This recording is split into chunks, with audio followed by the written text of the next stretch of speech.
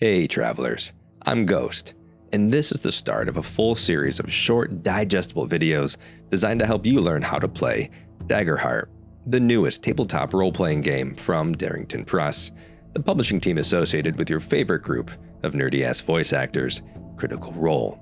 Now, if you're curious about the rules, character creation, combat, and what makes this system different, well, you've come to the right place. So, what is Daggerheart? Well, it's a collaborative fantasy role-playing game. It takes a fiction-first approach, encouraging players and GMs to work together and focus on the story that they're trying to tell, not on complex game mechanics.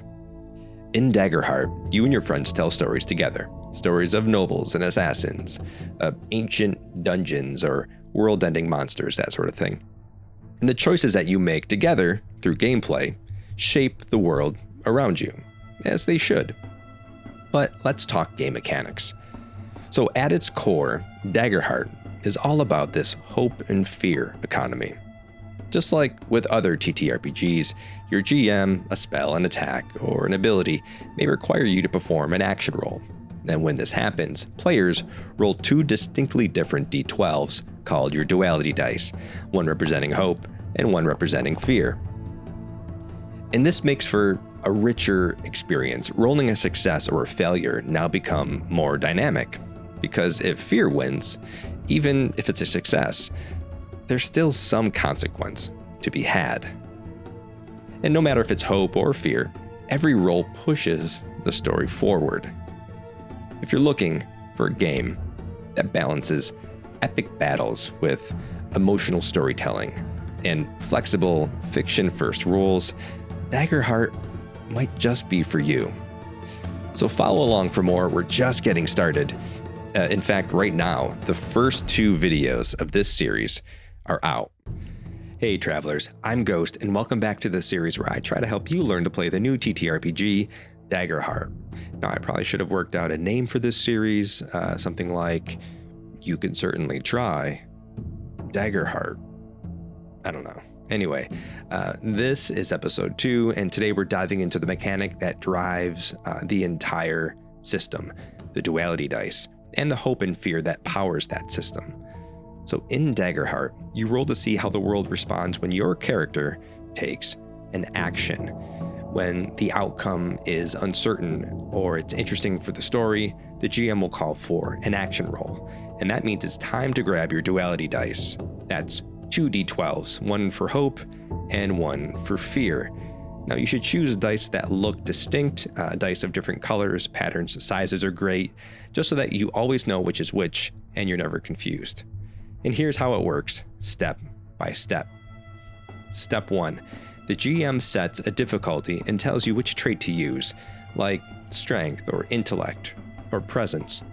Step 2, you add any modifiers, be from experience, character tokens, other bonuses. The situation might call for you to roll with advantage or disadvantage, which adds or subtracts 1d6. Step 3, roll all of your dice, and then you tell your GM the total and which Duality die rolled higher. For example, here you could say, I rolled a 15 with hope. Step 4, you and the GM resolve the outcome together. Not just whether you succeed or fail, but how your success or failure reflects in the moment. Now, a success with fear and a stealth roll may result in you successfully sneaking past that guard, but the mental burden of doing so causes you to mark a stress on your character sheet. More on that later. So here's a quick way to think about it. A success with hope is a yes, and yes, you succeed in your action, and you get a little bonus. A success with fear is a yes, but yes, you succeed, but you get a minor consequence. And to be clear, this consequence should never undermine the overall success of the roll. A failure with hope is a no and. It's a failure and you're spared a worse outcome, while a failure with fear is a no but. It's a failure, but this is as bad as it gets. Now, rolling with hope or fear fuels that economy. If your hope die rolls higher, the player gains a hope point, which you mark on your character sheet, and in the next episode we'll talk about various ways to spend these. If your fear die rolls higher, the GM gains a fear point. Now, players don't track fear points, but your GM can hold up to 12 of them for use later for dramatic shifts, challenges, or threats. And again, more on this later. And don't forget about critical successes. If both of your duality dice roll the same number, it's a critical success, no matter the number. You count it as a roll with hope, gain 1 hope point, and you also clear 1 stress from your sheet. If it's an attack roll, you deal extra damage too. So when you see those matching numbers, celebrate. It means fate is on your side. Hope fuels your character. Fear fuels the trials and tribulations of the world around you. Now, this comes into play for group roles as well. When multiple players or the whole party act together, that calls for a group role. The players involved pick a leader, usually whoever has the strongest trait for the task. Everyone else makes a reaction roll to describe how they would help that player. Each success adds 1 to the leader's roll, while every failure subtracts 1. The leader rolls with those modifiers included. Now, it's that leader's roll that determines whether the outcome is with hope or fear. Now, this keeps things cinematic and gives everyone a moment to contribute, which is great. There's also tag team roles where once per session you can spend 3 hope to initiate a tag team roll with another player character. You both describe your combined effort, like pulling off a synchronized takedown. You each make a roll and then pick 1 result and apply it to both of you. If the roll you choose is with hope, everyone involved gains a hope point. If it's with fear, the GM gains 1 fear per player. And don't worry, we'll talk more about tag team roles later as well. So to recap, the duality dice drive the story. If you roll doubles, it's a critical success. Hope and fear are the emotional currency of the game. Group roles spotlight teamwork, but the leader's role determines hope or fear. And tag team roles deliver big, heroic moments, but its hope or fear is decided by the chosen role of the players involved. In the next episode, we'll talk about how exactly all of these hope and fear points can be spent as players and as GMs throughout gameplay. Hey travelers, I'm Ghost. Welcome back to You Can Certainly Try Daggerheart. It's a working title. In episode 3, we're going to discuss how to spend hope and fear points. Now, these are the core resources that let players and GMs shape the story. So let's start with hope points. Now, every time your hope die rolls higher in an action roll, you gain 1 hope point, and you can bank a maximum of 6. Now, you can spend hope to do some incredible things. For example, number 1, help an ally. Spend 1 hope to support a teammate on their action roll. Describe how you're going to help that ally and roll 1d6 advantage die. Now, multiple players can help the same ally, each rolling their own 1d6, but only the highest roll is added to that ally's total. Now, this is a great way to turn a tense moment in the party's favor. Number 2, utilize an experience. During the character creation process, the player identifies experiences their character has that allow for certain bonuses. Now, if you have a relevant experience that narratively fits the situation, like Silver Tongue on a presence check, you can spend hope points to add its modifier to your action or reaction roll. If more than 1 experience applies, you can spend additional hope to use each experience. Number 3, initiate a tag team roll. Now, we touched base on this in episode 2, but here's a quick refresher. You can spend 3 hope to team up with another player to make cinematic combos. Both players roll and collectively choose 1 result to apply for both characters. If the chosen result is with hope, you both gain a hope point. If it's with fear, the GM gains 1 fear per each player involved. And if it's an attack roll that hits, both players roll damage and add the result together. It's powerful and dramatic, and if done properly, unforgettable.